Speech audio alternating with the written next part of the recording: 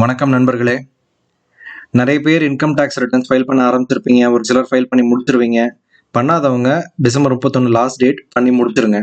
இது ஃபைல் பண்ணுற நேரத்தில் நிறைய பேருக்கு அந்த இன்கம் டேக்ஸ் ரிட்டர்ன்ஸ் பற்றியும் இன்கம் டேக்ஸ் எப்படி கால்குலேட் பண்ணுறாங்க அதோட ஒரு சில ரூல்ஸ் பற்றியும் நிறைய டவுட்ஸ் வரும். அதை கிளாரிஃபை பண்ணுற விதமாக ஒரு சில வீடியோக்கள் போடலான்னு நினச்சோம். இன்றைக்கும் ஒரு முக்கியமான ரூலை பற்றி தான் பார்க்க போகிறோம். வீடியோ ஸ்டார்ட் பண்ணுறதுக்கு முன்னாடி ஒரு சின்ன டிஸ்க்ளைமர், நாங்கள் டேக்ஸ் எக்ஸ்பர்ட் கிடையாது. இது ஒரு அவேர்னஸ்க்காக போட்டிருக்கோம். நீங்கள் உங்களுடைய ரிசர்ச்சை டீப்பாக பண்ணுங்க. இன்னைக்கு நம்ம பார்க்க போகிறது வந்து ஹவுஸ் ரெண்ட் அலவன்ஸ், அதோட எக்ஸம்ஷன் பற்றி, ஹவுஸ் ரெண்ட்ல எவ்வளோ வரி விலக்கு கிடைக்கும், இதோடைய ரூல்ஸ் என்னன்றதை பற்றி தான் பார்க்க போகிறோம். இப்போ ஹவுஸ் ரெண்ட் அலவன்ஸ்ன்னு எடுத்துட்டீங்கன்னாக்கா இது 2 முறையில் உங்களுக்கு வரி விலக்கு கிடைக்கும். ரெண்டு முறைங்கிறத விட 2 விதமான மக்களுக்கு. ஒருத்தர் யாருக்கு அப்படின்னாக்கா மாத சம்பளம் வாங்குறவங்களுக்கு செக்ஷன் 10 to செக்ஷன் 13A வந்து இதோட ரூல்ஸ் டிஃபைன் பண்ணியிருக்காங்க. ரெண்டாவது செக்ஷன் 80GGல சுயதொழில் செய்யறவங்களுக்கும் மாத சம்பளம் வாங்கி ஹெச்ஆர்ஏன்னு வந்து தனியா அவங்க வேலை செய்யற நிறுவனத்துல கொடுக்காதவங்களுக்கும் இந்த செக்ஷன் வந்து டிஃபைன் பண்ணியிருக்காங்க ரூல்ஸ்.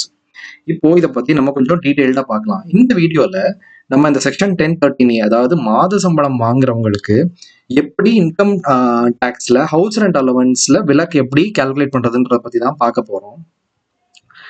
சரி, இப்போ வந்து நான் வந்து மாதம் ஒரு 10,000 ரூபா இல்லை 15,000 ரூபா மாத வாடகை கொடுத்துட்டு இருக்கேன். எனக்கு எவ்வளோ வருமான வரி விலக்கு?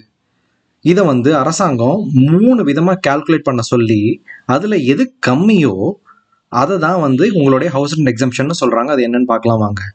1, உங்களுடைய சேலரியில் ஆக்சுவலாக ஹவுஸ் ரெண்ட் அப்படின்றது எவ்வளோ கொடுத்துருக்காங்க. 2வது, ஒருவேளை நீங்கள் சென்னை போன்ற மெட்ரோ நகரங்களில் இருந்தீங்க அப்படின்னாக்க உங்களுடைய பேசிக் பிளஸ் டிஏ, அதை தான் சேலரின்னு சொல்லுவாங்க, பேசிக் டிஏ பிளஸ் கமிஷன், அதில் 50%, இல்லை நீங்கள் மெட்ரோ நகரங்கள் இல்லாமல் கோயம்புத்தூர் போன்ற நகரங்கள்ல இருந்தீங்கன்னாக்க அந்த பேசிக் பிளஸ் டிஏ பிளஸ் கமிஷனில் 40% அதை கால்குலேட் பண்ணிக்கணும். 3வது, நீங்கள் எவ்வளோ ஹவுஸ் ரெண்ட் கொடுக்குறீங்களோ அதில் இந்த 10% ஆஃப் இந்த பேசிக் பிளஸ் டிஏ பிளஸ் கமிஷன்ஸ் கழிச்சுக்கணும். இந்த 3 விதமான கால்குலேஷன்லையும் எதுல வந்து உங்களுக்கு கம்மியா அமௌண்ட் வருதோ அதுதான் உங்களுடைய வருமான வரி விலக்கு. இதை நான் வந்து ஒரு எடுத்துக்காட்டோட உங்களுக்கு நான் சொல்றேன் பாருங்க. இப்போ கார்த்திக்னு ஒருத்தர் வந்து சென்னையில தனியார் நிறுவனத்துல ஒருத்தர் வேலை செய்யறாருன்னு வச்சுப்போமே.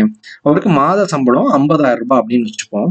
இந்த 50,000 ரூபாயோட பிரேக்கப் இதுதான். அவருக்கு வந்து பேசிக் 20,000 ரூபான்னு வருது, டியர்னஸ் அலவன்ஸ் வந்து 5,000 ரூபான்னு வருது, ஹவுஸ் ரெண்ட் அலவன்ஸ்ன்றது வந்து ஒரு 10,000 ரூபாய் வருது, ஸ்பெஷல் அலவன்ஸ் வந்து 15,000 ரூபாய் வருது.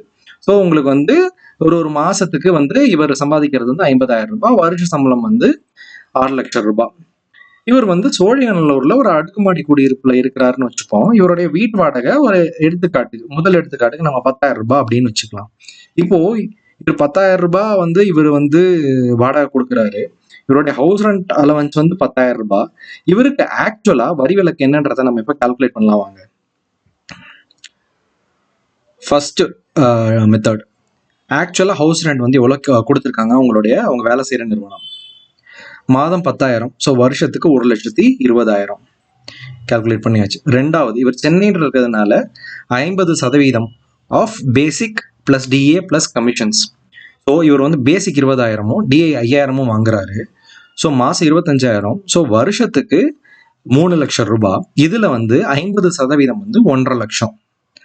3வது, இவர் மாத வாடகையா 10,000 ரூபாய் கொடுக்குறாரு. ஸோ வருஷத்துக்கு 1,20,000 ரூபாய். இதுலேருந்து 10% ஆஃப் பேசிக் பிளஸ் டிஏ, அதாவது 3 லட்சத்துல 10% 30,000 ரூபாயை கழிக்கணும். சரிங்களா? ஸோ இது 90,000 ரூபாய். ஸோ இந்த எடுத்துக்காட்டுல 10,000 ரூபாய் ஹவுஸ் ரெண்ட் அலவன்ஸ் வாங்கி 10,000 ரூபாய் வாடகை கொடுக்குறவருக்கு உண்மையிலேயே வருமான வரி விலக்கு 90,000 ரூபாய் தான். இப்போ நம்ம இன்னொரு எடுத்துக்காட்டு பார்ப்போம். ராஜான்னு ஒருத்தர் அதே நிறுவனத்துல பணிபுரிகிறாரு, அதே லெவல்ல இருக்கிறாரு, அதே மாத சம்பளம் 50,000 ரூபான்னு வச்சுப்போமே. அதே தான், 20,000 பேசிக்கு, 5,000 டிஏ, ஹெச்ஆர்ஏ 10,000, ஸ்பெஷல் அலவன்ஸ் 15,000 வச்சுப்போமே. ஆனா இவரு அதே அடுக்குமாடி குடியிருப்புல கொஞ்சம் பெரிய வீட்டுல வசிக்கிறாரு. ஸோ இவரோட மாத வாடகை வந்து 20,000 அப்படின்னு வச்சுப்போம். இவருக்கு எவ்வளோ ஹவுஸ் ரெண்ட் அலவன்ஸ்னால டாக்ஸ் எக்ஸம்ஷன் எவ்வளோன்றதை நம்ம இப்போ பார்க்கலாம். 1, இது மாற போறது கிடையாது. அவங்க வேலை செய்யற நிறுவனம் கொடுக்குற ஹெச்ஆர்ஏ வந்து மாதம் 10,000, ஸோ 1,20,000. இதுவும் மாற போகிறது கிடையாது, ஏன்னா அதே சம்பளம் தான். ஸோ பேசிக் ப்ளஸ் டிஏ மாதத்துக்கு 25,000, ஸோ வருஷத்துக்கு 3,00,000. ஸோ 50%, சென்னையில் இருக்கிறதுனால 50%, ஸோ 1,50,000. ஆனால் இங்கே இவர் வந்து மாதம் வந்து 20,000 ரூபாய் வாடகை கொடுக்கறதுனால வருஷத்துக்கு 2,40,000 ரூபாய் வந்து வாடகையிலேயே கொடுக்குறாரு. இதுல நம்ம 10% ஆஃப் பேசிக், அதாவது 3 லட்சத்தை கழிச்சோம், 30,000 ரூபாயை கழிச்சோம் அப்படின்னாக்க 2,10,000 ரூபாய். இந்த எடுத்துக்காட்டுல ராஜாவுக்கு வருமான வரி விலக்கு வந்து 1,20,000 ரூபாய். ஏன்னா இது 3ல இதுதான் கம்மியா இருக்கு. ஓகே, உங்களுக்கு இந்த 2 எடுத்துக்காட்டுல இந்த ஹெச்ஆர்ஏ டாக்ஸ் எக்ஸம்ப்ஷன் ரூல்ஸ் புரிஞ்சிருக்கும் அப்படின்னு நம்புறேன். இப்போ நீங்க வந்து இந்த இன்கம் டாக்ஸ் எக்ஸம்ப்ஷன் வந்து உங்களுக்கு வேணும் அப்படின்னாக்க அந்த ஃபினான்ஷியல் இயருக்கு முன்னாடியே நீங்க வேலை செய்யற நிறுவனத்துல ஒரு சில ஆவணங்களை கொடுக்கணும். அது என்ன அப்படின்னா ரெண்ட் ரிசீப்ட். அந்த ரெண்ட் ரிசீப்ட்ல இதெல்லாம் இருக்கணும்: டேட், உங்களுடைய ஹவுஸ் ஓனருடைய பெயர், அப்புறம் உங்களுடைய பெயர், நீங்க எந்த இடம் வந்து இருக்கீங்களோ அந்த ரெண்டட் அகாமடேஷனுடைய அட்ரஸ், அப்புறம் எவ்வளவு நாளா இருக்கீங்க, முக்கியமா ரெவென்யூ ஸ்டாம்ப்ல அந்த ஹவுஸ் ஓனருடைய சிக்னேச்சர் இருக்கணும். அப்புறம் ஒரு சில நேரங்களில் ரெண்ட் அக்ரிமெண்ட் அதோடைய போட்டோ காப்பி இருக்கணும். ஒருவேளை உங்களுடைய ஆண்டு ஹவுஸ் ரெண்ட், அதாவது வீட்டு வாடகை ஒரு வருஷத்துக்கு 1,00,000 ரூபாய்க்கு மேலே இருந்தது அப்படின்னாக்க உங்களுடைய ஹவுஸ் ஓனருடைய பேன் கார்டு வந்து கண்டிப்பா வேணும். இது இல்லைன்னாக்க உங்களுடைய எம்ப்ளாயர் வந்து ஒன்று டிக்ளரேஷன் கொடுக்க சொல்லுவாங்க, இல்லைன்னா உங்களுக்கு எக்ஸம்ப்ஷன் கிடைக்காது.